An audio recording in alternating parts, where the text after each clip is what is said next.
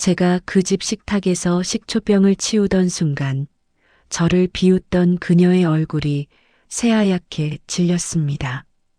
30년 간호사 경력의 저를 늙은 보모라 부르며 국에 식초를 부었던 그 며느리는 제가 누구인지 전혀 몰랐어요. 왜 제가 대기업 회장 집의 가사도우미가 되었는지, 왜 그 모든 모욕을 참아냈는지. 사람의 상처는 눈에 보이지 않을 때가 더 깊다고 해요. 은퇴 후 제 인생은 전혀 다른 병실 안이 저택 안에서 다시 시작됐습니다. 그건 15년 전 응급실 그날 밤부터 시작된 이야기입니다. 구독과 좋아요 눌러주세요. 여러분의 작은 관심이 제게 큰 힘이 됩니다. 지금 바로 시작합니다. 저는 한은주입니다. 은퇴한 지 석 달째 되던 날 저는 친구 명희의 전화를 받았습니다. 은주야, 너한테 딱 맞는 자리가 하나 있어. 대기업 회장님 댁인데 가사 관리하면서 회장님 건강도 좀 챙겨주는 거야. 처음엔 망설였습니다. 30년을 시골 보건소에서 일했던 제가 이제 와서 남의 집 가정부라니. 하지만 연금만으론 부족했고 혼자 사는 제게 뭔가 할 일이 필요했습니다. 면접 날 저는 강남의 한 저택 앞에 섰습니다. 대문만 해도 제가 살던 집 크기였어요. 집사가 안내한 거실에는 70대로 보이는 회장님이 앉아 계셨습니다. 강태준. 그 얼굴을 보는 순간 제 심장이 멎는 줄 알았습니다. 혹시 15년 전에, 제가 기억력이 좀 안 좋아서요. 회장님이 머쓱하게 웃으며 말을 끊었습니다. 하지만 그의 눈빛이 제게 무언가를 말하고 있었습니다. 조용히 하라고. 그날 저는 채용됐습니다. 월급은 제가 생각했던 것의 2배였습니다. 그리고 일주일 뒤 제 앞에 나타난 여자, 오수빈, 회장의 차남 며느리였습니다. 새로 오신 분이구나. 근데 나이가. 그녀는 저를 위아래로 훑어보며 코웃음을 쳤습니다. 시어머님은 또 왜 이렇게 늙은 사람을 뽑으신 거야?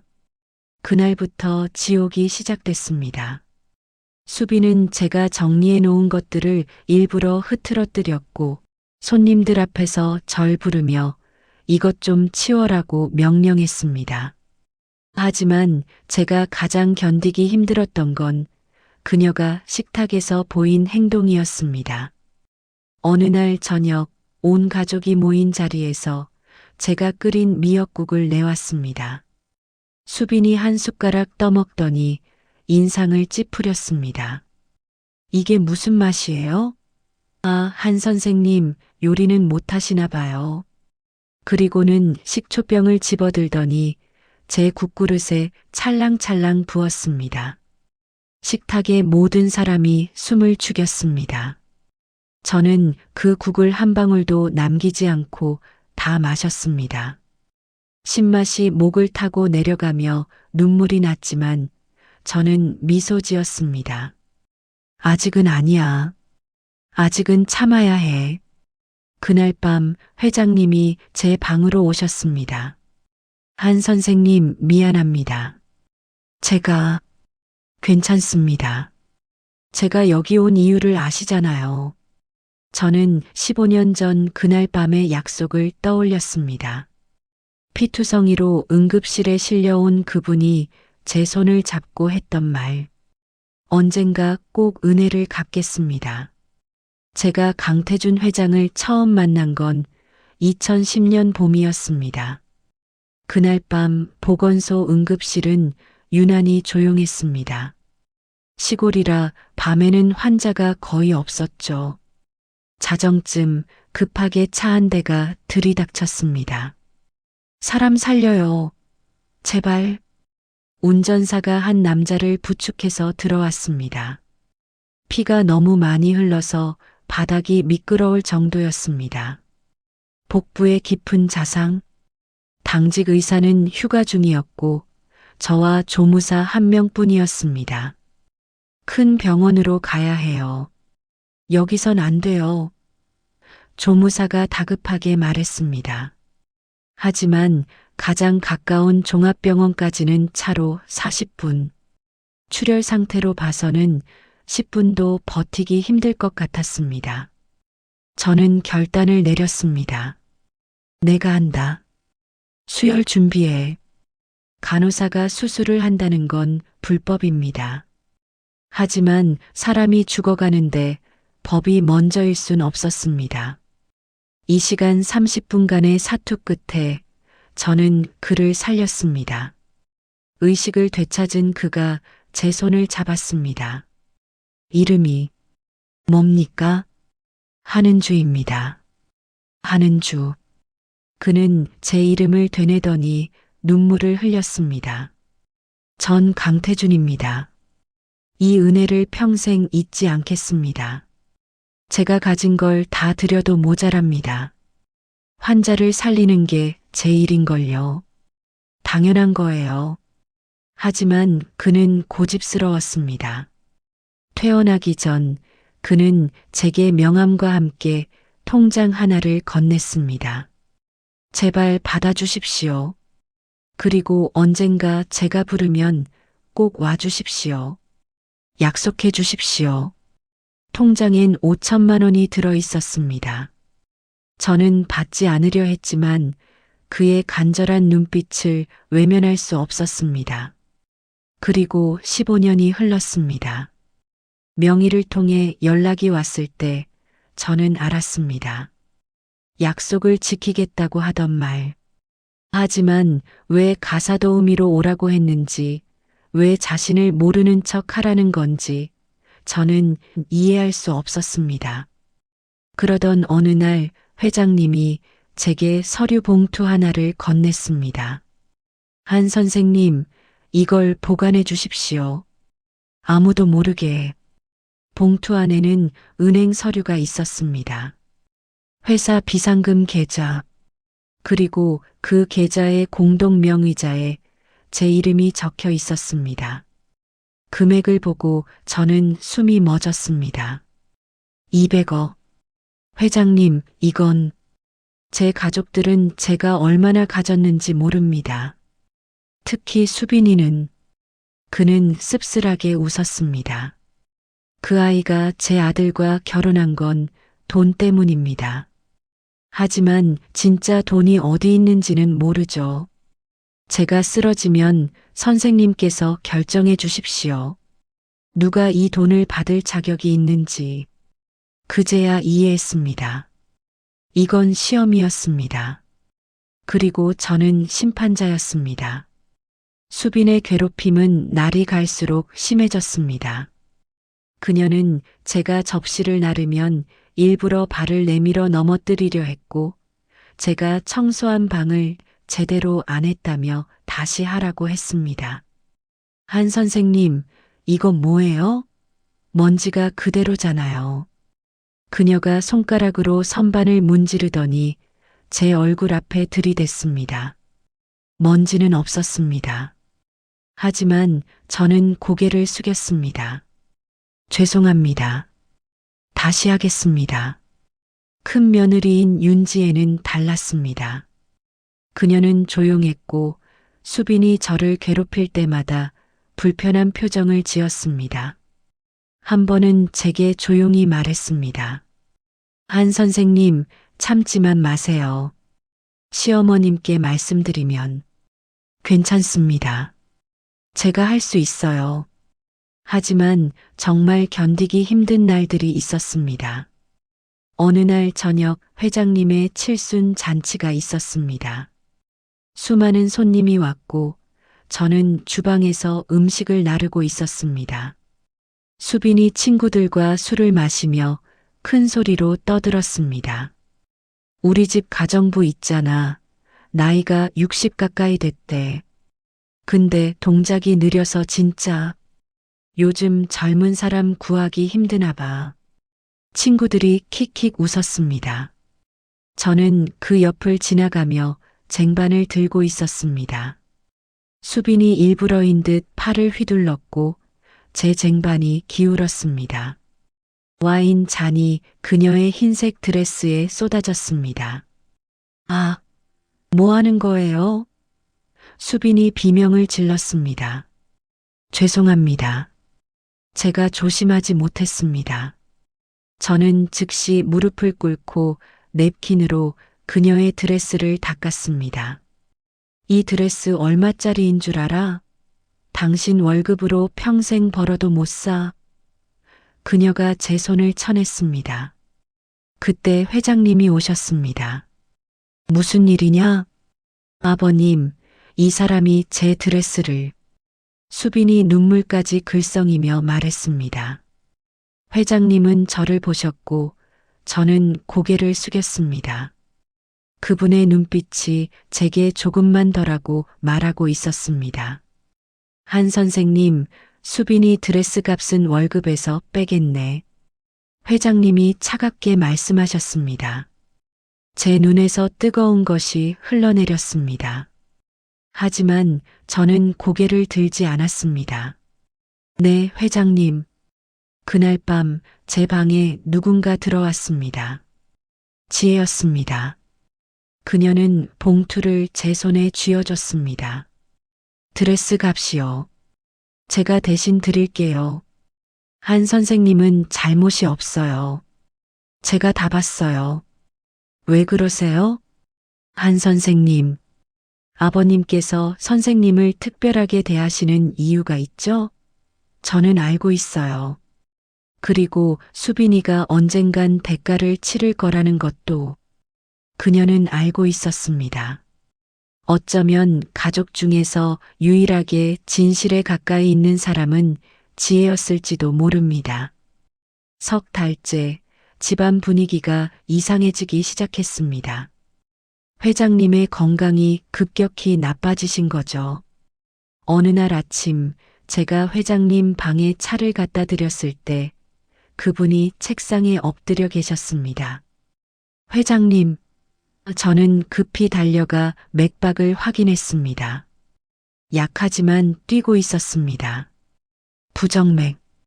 즉시 응급조치를 하고 119에 연락했습니다. 병원에서 돌아온 회장님은 많이 쇠약해져 계셨습니다. 의사는 심장이 많이 약해졌다고 했습니다. 회장님은 제 손을 잡으셨습니다. 한 선생님, 이제 시간이 얼마 남지 않은 것 같습니다. 그런 말씀 마세요. 아닙니다. 저는 알아요. 그래서 부탁이 있습니다. 그분은 서랍에서 봉투를 꺼내셨습니다. 이건 제 유언장입니다. 변호사에게 맡겨뒀지만 사본을 선생님이 가지고 계세요. 그리고 제가 쓰러지면 모든 걸 지켜봐 주십시오. 그들이 어떻게 변하는지. 그날부터 저는 두 가지 역할을 했습니다. 가사도우미와 간병인. 회장님의 상태는 호전과 악화를 반복했고 가족들의 태도도 묘하게 변했습니다. 수빈은 더 자주 집에 왔습니다. 그리고 회장님 방 근처를 서성였죠.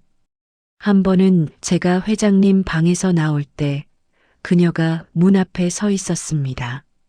아버지 상태가 어때요? 좋아지셨습니다. 그래요? 근데 한 선생님, 아버지가 선생님한테 뭔가 주신 거 없어요? 서류 같은 거? 제 심장이 쿵 내려앉았습니다. 하지만 저는 담담하게 대답했습니다. 제가 왜 그런 걸 받겠어요? 수빈은 제 눈을 뚫어지게 쳐다보다가 비웃듯 웃었습니다. 그러게요. 가정부한테 뭘 주겠어요. 하지만 그녀의 눈빛이 불안해 보였습니다. 뭔가 눈치챈 걸까요? 며칠 후 제가 회장님 방을 청소하는데 수빈이 들어왔습니다. 한 선생님, 잠깐만요. 그녀는 제 앞에 식초병을 들이댔습니다. 오늘 점심국에 이거 한 방울만 넣어보세요. 왜요? 아버지가 요즘 입맛이 없으시잖아요. 식초가 입맛을 돋운대요. 그녀가 웃었습니다. 하지만 그 웃음이 섬뜩했습니다. 저는 거절했습니다. 회장님 건강에 좋지 않을 것 같은데요. 아, 한 선생님은 뭘 그렇게 진지하게 받아들여요? 그냥 농담이에요. 그녀는 식초병을 식탁에 쾅 내려놓고 나갔습니다. 그날 밤 회장님이 제게 말씀하셨습니다. 한 선생님, 수빈이가 선생님을 의심하고 있습니다. 조심하세요. 그 아이는 돈을 위해서라면 뭐든 할 사람입니다. 알고 있습니다. 그리고 선생님, 제가 쓰러지면 유언장을 공개해 주십시오. 변호사가 읽을 겁니다. 그때 선생님이 옆에 계셔야 합니다. 저는 알았습니다. 결정의 순간이 다가오고 있다는 것을. 그날은 평범한 월요일 아침이었습니다. 제가 회장님 방에 아침 약을 가져다 드렸을 때 회장님이 침대에서 일어나시려다 비틀거리셨습니다. 회장님, 쿵. 그분이 바닥에 쓰러지셨습니다. 저는 즉시 심폐소생술을 시작했고 119에 연락했습니다. 가족들이 달려왔습니다. 아버님, 수빈이 비명을 질렀습니다. 하지만 그녀의 눈에서 눈물은 보이지 않았습니다. 병원에서 회장님은 중환자실에 입원하셨습니다. 의사는 뇌졸중이라고 했습니다. 의식은 돌아오셨지만 말씀을 하시기 힘들어 하셨습니다. 가족회의가 열렸습니다. 큰아들, 둘째 아들, 그리고 며느리들. 저는 복도에서 대기하고 있었습니다. 회의실 문이 열렸을 때 수빈의 얼굴이 창백했습니다. 유언장이 있대요. 변호사가 내일 온대요. 다음 날 회장님의 병실에 변호사가 왔습니다. 검은 가방에서 서류를 꺼냈습니다. 강태준 회장님의 유언을 집행하겠습니다. 회장님께서 의식이 계실 때 작성하신 것으로 법적 효력이 있습니다. 가족들이 숨을 죽였습니다. 변호사가 읽기 시작했습니다. 나 강태준은 다음과 같이 재산을 분배한다. 회사 지분 60%는 큰아들 강민준에게, 20%는 둘째 아들 강민호에게. 수빈의 얼굴에 미소가 번졌습니다. 그녀의 남편이 20%를 받는다는 뜻이었으니까요. 그리고 나머지 재산은. 변호사가 멈췄습니다. 비상금 계좌 200억 원은 공동 명의자인 한은주 씨의 판단에 맡긴다. 순간 시간이 멈춘 것 같았습니다. 모든 시선이 제게 쏟아졌습니다. 뭐라고요? 수빈이 떨리는 목소리로 물었습니다. 한은주 씨가 누구죠? 큰아들이 물었습니다. 변호사가 저를 가리켰습니다. 저기 계신 분입니다. 수빈이 제게 달려왔습니다. 당신이? 가정부가? 이게 무슨 소리야? 조용히 하십시오. 변호사가 차갑게 말했습니다. 유언장에는 다음과 같이 적혀 있습니다. 한은주 씨는 15년 전 내 생명을 구해준 은인이다. 그분의 인격과 판단을 나는 전적으로 신뢰한다. 그분이 내 가족들을 지켜보고 누가 이 돈을 받을 자격이 있는지 결정할 것이다. 지혜가 제 손을 잡았습니다. 그녀는 알고 있었다는 듯 고개를 끄덕였습니다. 수빈은 주저앉았습니다. 이럴 수가 없어. 회장님이 침대에서 약하게 웃으셨습니다. 그리고 제 손을 잡으셨습니다. 그분의 눈빛이 말하고 있었습니다. 이제 선생님 차례입니다. 유언장 공개 후 집안은 난리가 났습니다.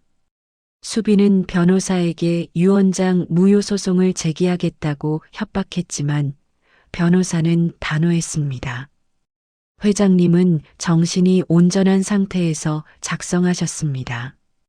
의사소견서도 첨부되어 있습니다.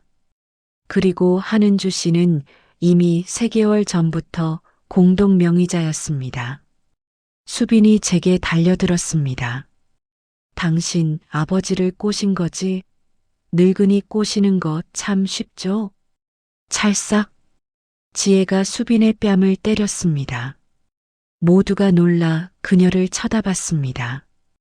그만해요, 수빈 씨. 한 선생님이 아버지를 어떻게 대했는지, 당신이 한 선생님을 어떻게 괴롭혔는지 나는 다 봤어요.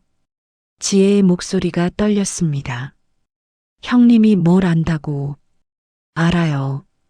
동서가 한 선생님 국에 식초를 부은 것도, 일부러 넘어뜨린 것도, 드레스에 와인을 쏟은 것도 다 일부러였다는 거. 나는 다 봤어요. 수빈의 얼굴이 하얗게 질렸습니다. 저는 조용히 말했습니다. 수빈 씨, 저는 아직 결정하지 않았습니다. 200억을 누구에게 줄지. 당신이 갖겠다는 거잖아. 수빈이 소리쳤습니다. 아닙니다. 저는 고개를 저었습니다. 회장님은 제가 가족들을 지켜보라고 하셨어요. 그리고 누가 자격이 있는지 판단하라고요. 큰아들 민준이 조심스럽게 물었습니다. 한 선생님, 아버지를 구하셨다는 게 정말인가요? 네. 15년 전 시골 보건소 응급실에서요. 저는 그날 밤의 이야기를 들려줬습니다. 피투성이로 실려온 회장님, 이 시간 30분의 사투, 그리고 제가 위험을 무릅쓰고 수술을 감행했던 것. 가족들은 숨죽여 들었습니다. 아버지는 왜 그걸 우리에게 말씀하지 않으셨을까요? 민준의 눈에 눈물이 맺혔습니다. 회장님은 말씀하셨어요. 가족들이 자신을 사람으로 대하는지 돈으로 대하는지 알고 싶다고. 수빈이 뒤로 물러섰습니다.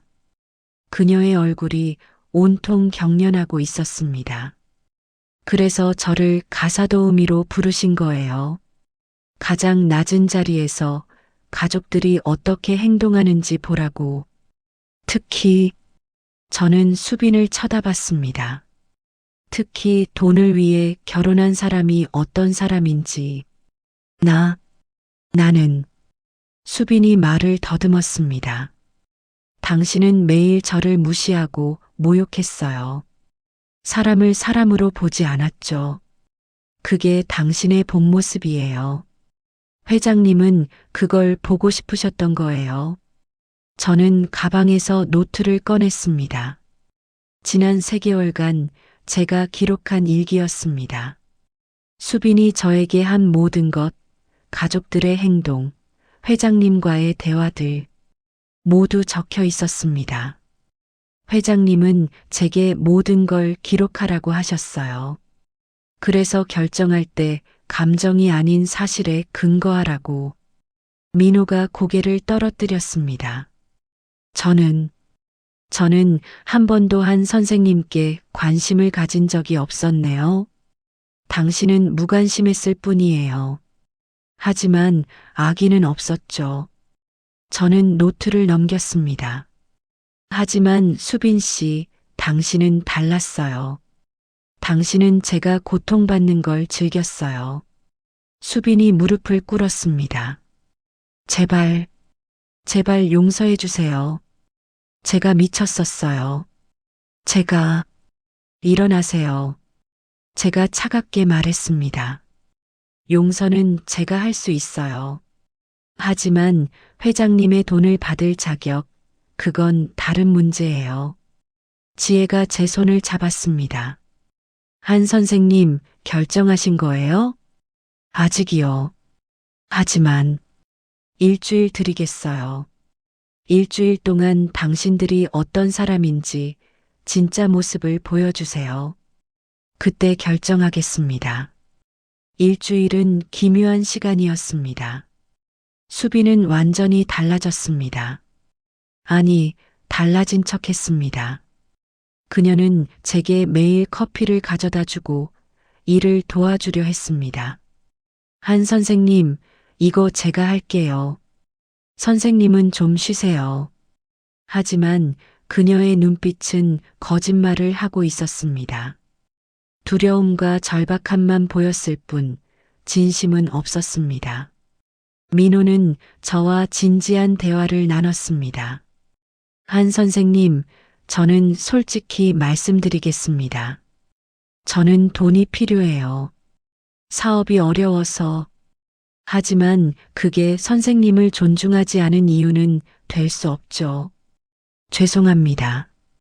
최소한 그는 정직했습니다. 민주는 매일 병원에 와서 아버지를 돌봤습니다. 그리고 제게 물었습니다. 선생님, 아버지는 왜 이런 방법을 선택하신 걸까요? 그냥 우리에게 말씀하시면 안 됐을까요? 말로 하셨다면 믿으셨을까요? 사람은 행동으로 증명되는 거예요. 맞는 말씀입니다. 그는 고개를 끄덕였습니다. 저는 아버지를 실망시켰네요. 사업에만 빠져서 집안일은 아내한테 맡기고 수빈이가 한 선생님을 그렇게 대하는 줄도 몰랐습니다.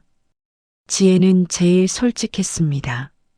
한 선생님, 저는 돈이 필요 없어요. 그냥 아버지께서 제가 좋은 사람이라고 생각해 주셨으면 좋겠어요. 당신은 유일하게 저를 사람으로 대해줬어요. 당연한 거잖아요. 사람을 사람으로 대하는 게. 그날 저녁 식탁에 모두가 모였습니다. 제가 만든 저녁이었습니다. 미역국, 불고기, 나물들. 수빈이 조심스럽게 국을 떠먹었습니다. 맛있어요, 한 선생님.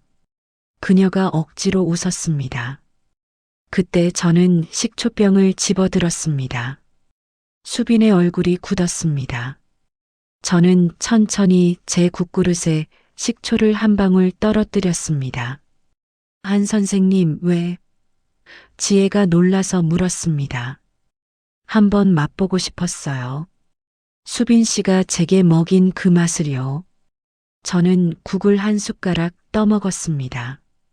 신맛이 입안에 퍼졌습니다. 이 맛을 잊지 않으려고요. 굴욕의 맛을. 수빈이 눈물을 흘렸습니다. 이번엔 진짜 눈물이었습니다. 죄송해요. 정말, 정말 죄송해요. 울지 마세요. 제가 냅킨을 건넸습니다. 눈물은 값싸요.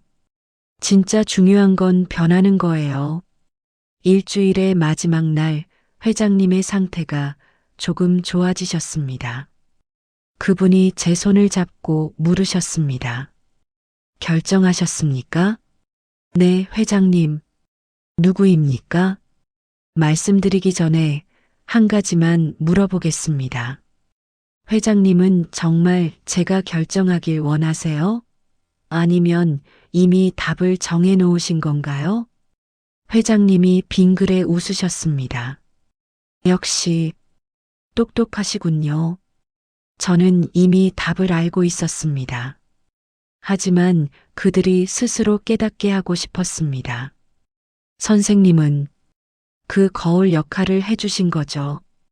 그렇다면 제 결정은 이렇습니다. 다음 날 가족 모두를 회장님 병실로 불렀습니다. 변호사도 배석했습니다. 저는 봉투를 꺼냈습니다. 200억의 분배를 결정했습니다. 저는 숨을 깊이 들이마셨습니다.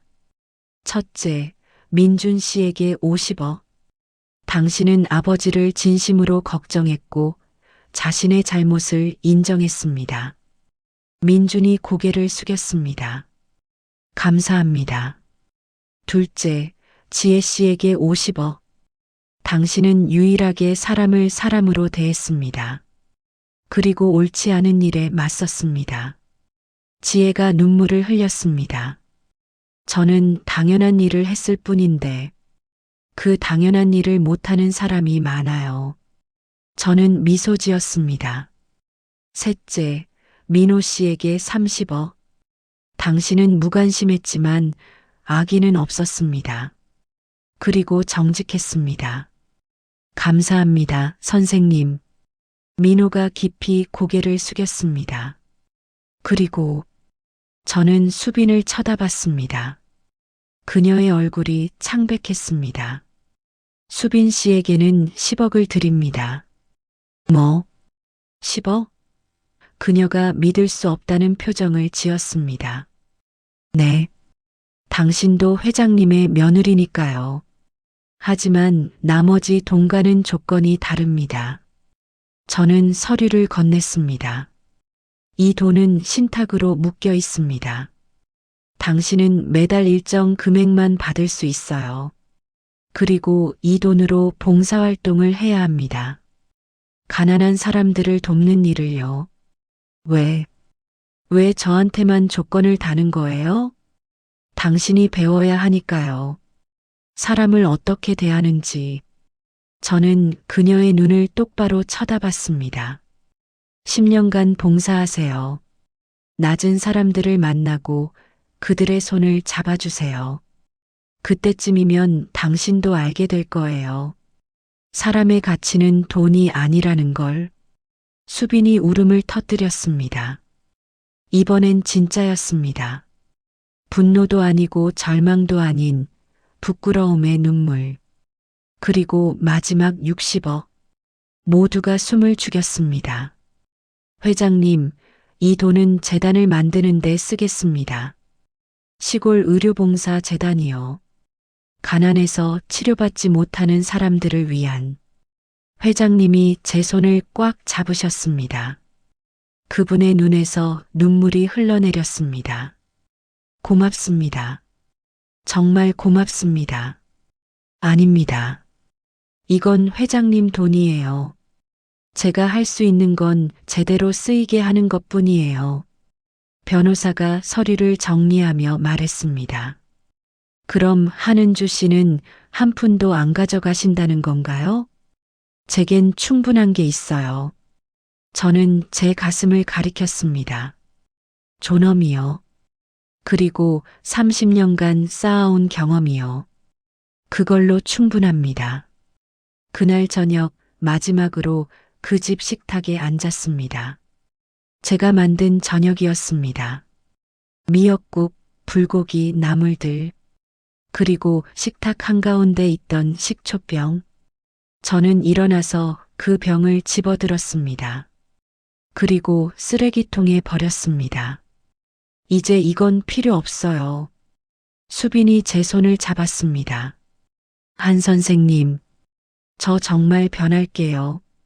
10년이 아니라 평생이라도 제가 한 일을 속죄할게요. 당신이 변하는지 안 변하는지는 제가 볼 일이 아니에요. 저는 그녀의 손을 놓았습니다. 당신 자신이 알겠죠. 회장님 병실을 마지막으로 방문했을 때 그분이 물으셨습니다. 이제 어디로 가실 겁니까? 시골로 돌아가려고요. 재단 일을 도와야죠. 정말 아무것도 가져가지 않으시겠습니까? 하나 가져가는 게 있어요. 저는 미소 지었습니다. 제가 사람을 제대로 봤다는 확신이요. 그리고 회장님도요. 회장님이 제 손을 잡으셨습니다. 15년 전 그날 밤 선생님이 절 살려주셨을 때 전 새로운 인생을 얻었습니다. 그리고 오늘 제 가족들도 새로운 기회를 얻었습니다. 모두 선생님 덕분입니다. 아니에요. 그들 스스로 선택한 거예요. 저는 그냥 거울이었을 뿐이에요. 집을 나서는 날 아침, 지혜가 현관까지 배웅 나왔습니다.